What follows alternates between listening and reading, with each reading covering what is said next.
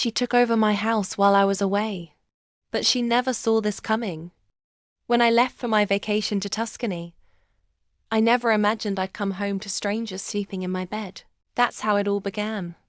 I'm Eleanor, 72 years old retired schoolteacher, avid gardener, and not someone you mess with. My son, David, and his wife, Crystal, moved in with me after he lost his job. I opened my home with love and patience. I cooked, I cleaned, I gave them space. But while I was sipping wine under the Tuscan sun, they were plotting. I came back 3 weeks later to find my home unrecognizable. The kitchen was gutted, my vintage furniture replaced with sterile IKEA knockoffs. My rose garden dug up for a fire pit I never approved. And worse, Crystal's parents were now living in my guest rooms.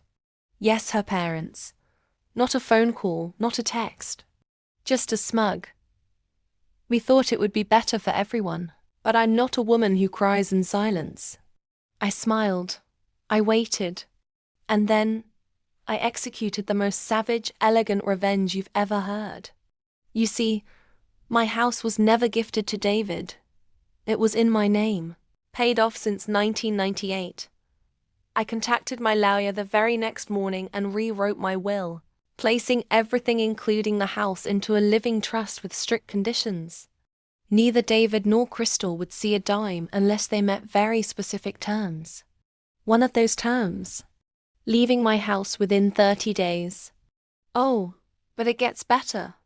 I called an old friend, Rita. Think Meryl Streep meets the IRS. She was recently divorced and needed a place to stay.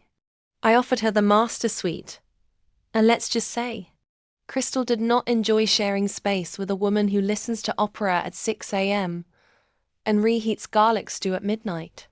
Suddenly, Crystal's parents were gone.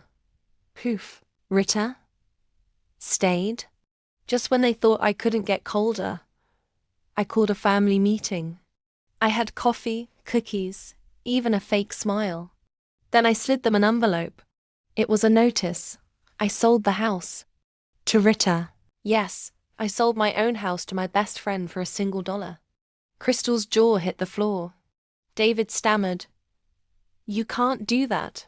Oh, honey, I whispered. I just did. The new owner gave them a formal eviction notice. 30 days. Tick-tock. They left in 21. But here's the kicker.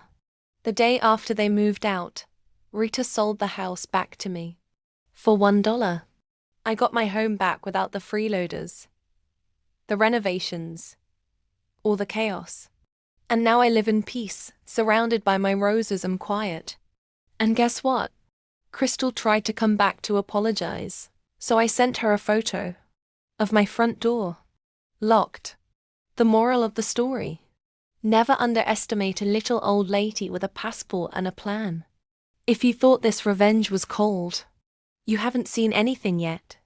Subscribe now for more real-life revenge stories that prove it's never too late to fight back and win. Because sometimes karma needs a little push. And I'm happy to deliver it.